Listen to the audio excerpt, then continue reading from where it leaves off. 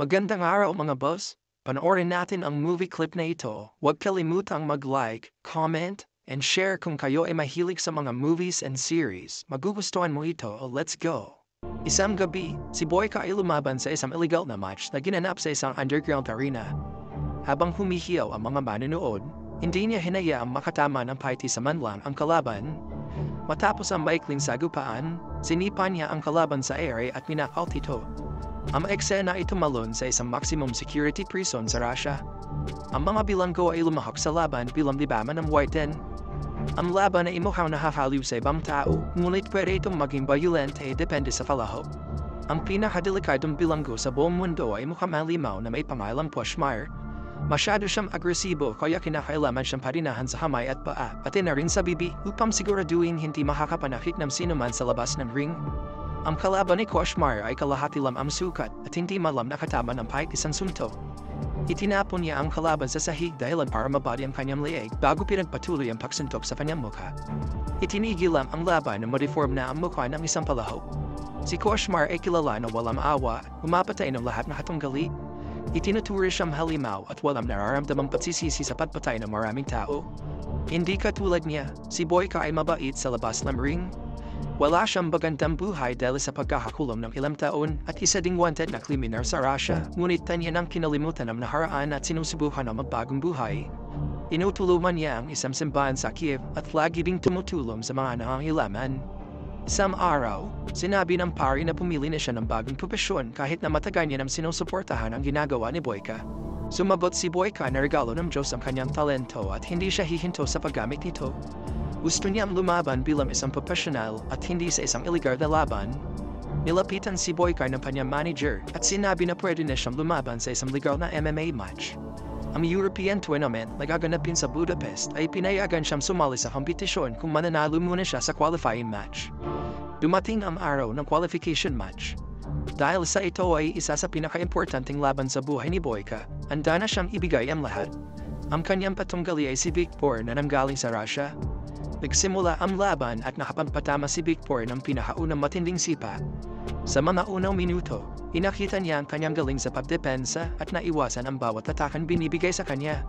Nang si Viktor ay hindi na makafocus, mas madali na para kay Boyka ang umatake. Umana ang mga judges sa kanyang galing, kaya pinatumba niya si Viktor gamit ang pagtama ng tuwod sa kanyang panga at nakumpirma na ang kanyang kwalifikasyon. Inakala ng lahat na tapos na ang laban ngunit sinurpresa ni Viktor ang lahat nang siya'y tumayo muli. Pagkatapos ng ilang segundo, napatumba siya sa pangalawang beses ngunit tumangking tanggapin ang pagkatalo. Nainis si Boyka kaya pinatama ang pangatlong suntok sa mukha ni Viktor at tuluyan na siyang nawala ng malay. Pagkatapos manalo, inimbitahan si Boyka ng mga organizer sa Budapest para lumaban sa liga na magbubukas ng maraming oportunidad para sa kanya. Binigay ng manager kay Boyka ang maraming pera at sinabing magsanay ng mabuti dahil ang kanyang sunod na laban ay gaganapin sa loob ng 2 linggo. Habang paalis, nakita niya si Viktor na nasa kritikal na kondisyon. Nakonsenso siya sa labis na paranakit na kanyang ginawa at hindi naman sana ito mangyayari kung sumuko na siya sa unang knockout pa lang. Naalala ni Boyka ang payo ng pari at nagdasal para sa mabilis na pagaling ni Viktor. Nang gabi, nagising siya sa isang bamumot na napatay niya ang kalaban sa loob ng ring. Sa sumunod na araw, pumunta siya sa kanyang manager at nagtanong tungkol kay Viktor. Siya ay nabigla nang malamang namatay na si Viktor kinagabihan sa ospital. Umirma sila ng isang kontrata kaya walang pwedeng sisihin. Subalit alam niya sa kanyang sarili na siya ang dahilan ng kanyang pagkamatay. Matapos magtanong tungkol sa pamilya ni Viktor, pinigay sa kanya ng manager ang bag ni Viktor.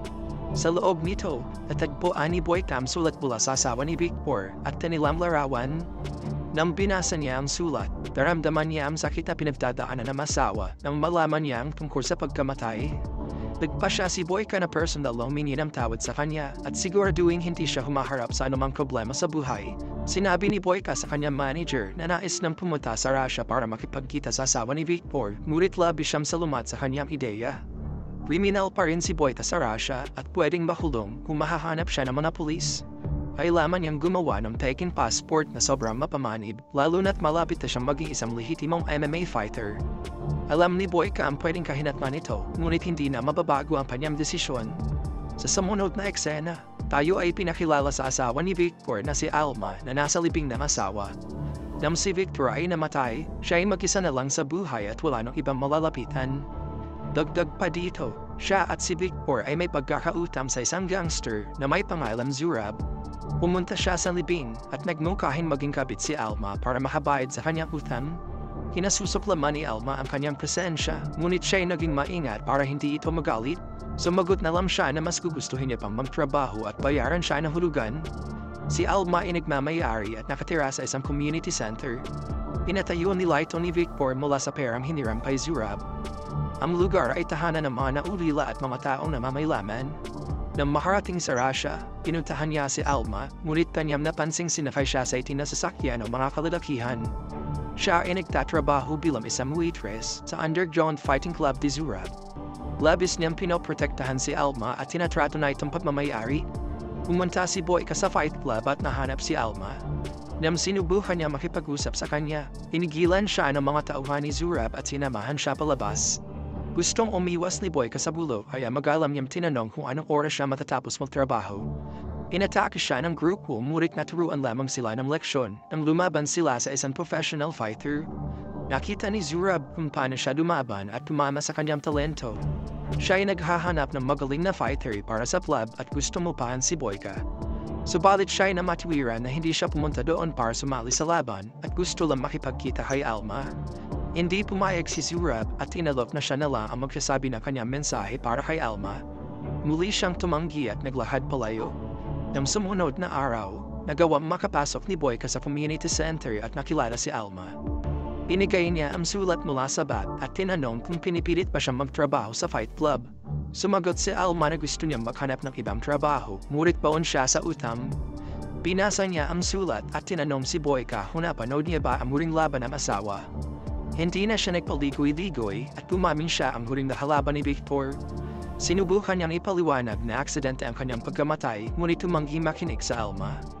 Pagkatapos ng pagtatalo, pumunta si Boyka kay Zurab at pumayag na lumaban para sa kanya. Subalit bilang kapalit, kailangan niyang kalimutan ang lahat na utang ni Alma. Sa kanilang usapan, kailangan manalo ni Boyka ng 3 match laban sa mapipiling katunggali ni Zurab. Inamako rin ang gangster na papanatilihin siyang ligtas sa mga awtoridad dahil alam niyang gumagamit lang siya ng Peking passport. Sa sumunod na araw, nakipagkita si Alma kay Boyka para sabihing hindi niya kailangan ang kanyang awa. Gusto niyang umuwi na siya, ngunit iginiit ni Boyka na ginagawa niya ito para sa pansariling kasiyahan. Pumunta siya sa isang local gym para magsanay, ngunit naburi siya sa loob. Nang patuloy siyang pinapakialaman ng lalaki, inatulog siya ni Boyka gamit ang isang matinding sipa. Dumating ang araw ng kanyang unang laban. Si Boyka ilalaban sa isang local fighter para sa isang madaling laban. Ang kanyang katunggali ay nagawang makapagpatama ng ilang sipa, ngunit ito ay mahina kumpara sa sobrang galing na si Boyka. Nagawa din patumbahin ito, ngunit napahinto nung ibibigay na ang huling suntok. Pagkatapos ng laban, inagsilbihan siya ng inumin ni Alma. Tinanong ni Boyka kung meron siyang alam na magandang gym.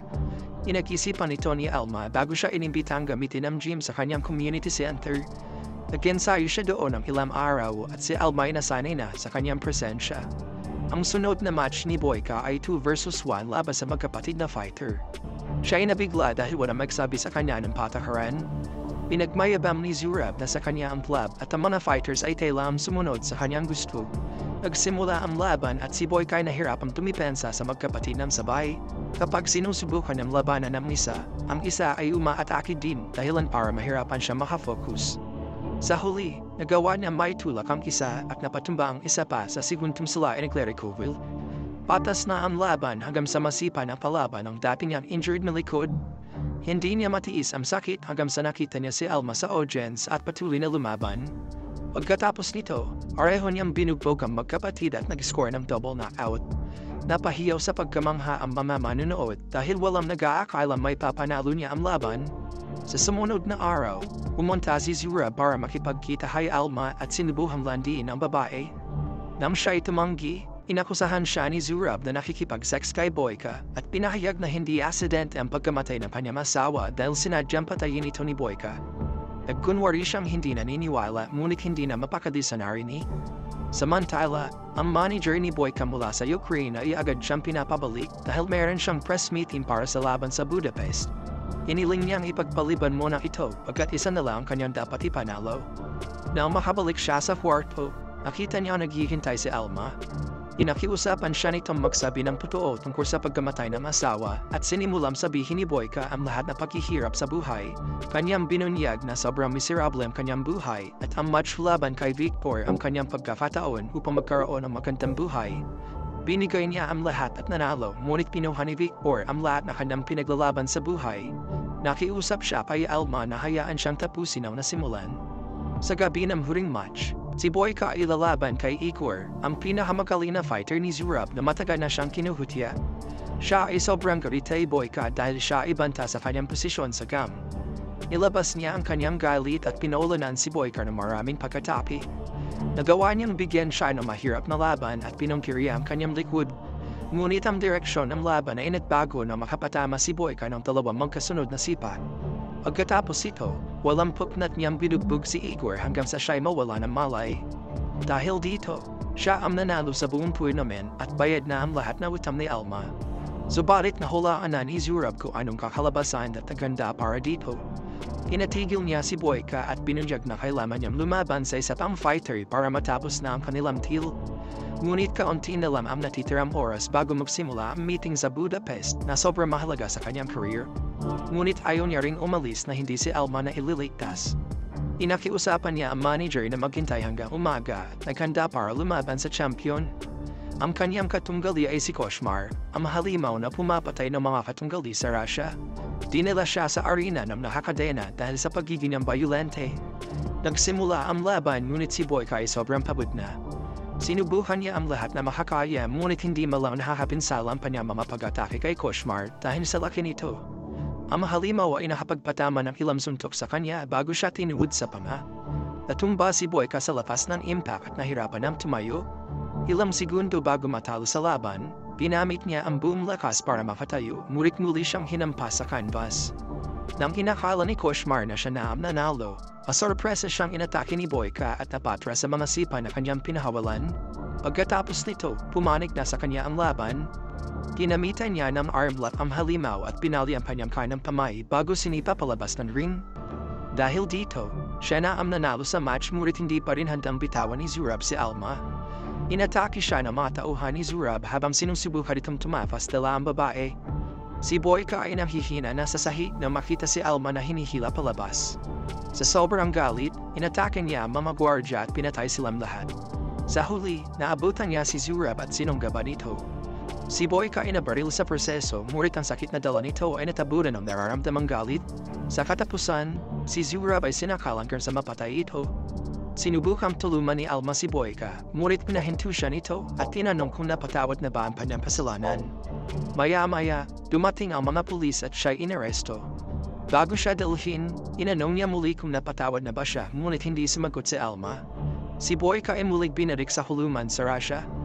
Pagkatapos ng isang buwan, bumisita si Alma at sinabing siya'y napatawad na nito. Gumaan ang loob ni Boyka sa unang pagkakataon kahit na nabigo siya na maging isang professional fighter. Sa huling eksena, makikita natin siyang lumalaban sa arena ng bilangguan at patuloy na hinahawakan ng titulong undisputed.